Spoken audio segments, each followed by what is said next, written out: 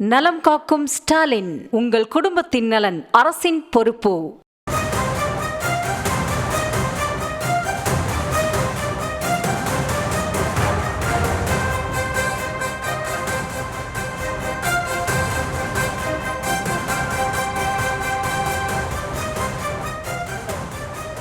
அரசை நடத்துவது முத்துவேல் கருணாநிதி ஸ்டாலின் தான், அதிகாரிகள் அல்ல என அரசு தரப்பு பதில் தெரிவித்திருக்கிறது.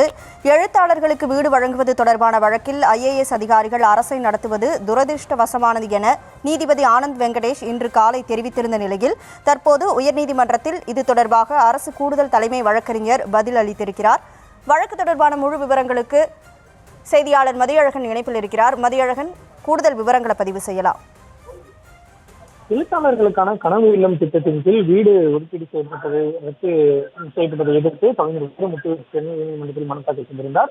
இந்த மனு இன்றைய காலை நீதிபதி ஆனந்த் வெங்கடேஷ் முன்பு விசாரணைக்கு வந்த பொழுது ஏற்கனவே இதே திட்டத்தின் கீழ் பெண் IPS அதிகாரி திலகவதிக்கு வீடு ஒதுக்கீடு செய்ய பிறப்பித்த உத்தரவை எதிர்த்து அரசு மேல்முறையீடு செய்துள்ளதாக நீதிபதியிடம் தெரிவிக்கப்பட்டது.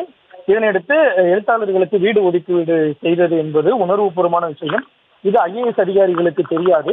IAS அதிகாரிகள் இணையான ஒரு அரசாங்கத்தை நடத்துவது என்பது துரதிருஷ்டவசமானது என்றும் குறிப்பிட்டிருந்தார். மேலும் IAS மற்றும் IPS அதிகாரிகள் இணை அரசாங்கம் நடத்த அனுமதித்தால் அரசுக்கு சிக்கலை ஏற்படுத்திவிடும் எனவும் நீதிபதி தெரிவித்திருந்தார். இந்த நிலையில் இந்த வழக்கு இன்றைய பிற்பகல் 2:15 மணிக்கு மீண்டும் விசாரணைக்கு வந்தது. அப்பொழுது ஆஜரான கூடுதல் தலைமை வழக்கறிஞர் J. ரவீந்திரன், தமிழகத்தில் IAS அதிகாரிகள் அரசாங்கத்தை நடத்தவில்லை, முத்துவேல் கருணாநிதி ஸ்டாலின் தான் தமிழக அரசாங்கத்தை நடத்தி வருவதாக அவர் குறிப்பிட்டார். மேலும் எழுத்தாளர்களுக்கு, அதாவது பெண் IPS அதிகாரி திலகவதிக்கு வீடு ஒதுக்கீடு செய்யுமாறு பிறப்பித்த உத்தரவை இரு நீதிபதிகள் அமர்வு இடைக்கால தடை விதித்துள்ளதாகவும் அவர் குறிப்பிட்டார். இதனையடுத்து இந்த விளக்கம் தொடர்பாக தாம் எந்த கருத்தும் தெரிவிக்க போவதில்லை என நீதிபதி ஆனந்த் வெங்கடேஷ் தெரிவித்தார். இதனையடுத்து வைரமுத்து மனு குறித்து 4 வாரங்களில் பதில் மனு தாக்கல் செய்ய தமிழக அரசுக்கு நீதிபதி உத்தரவிட்டார்.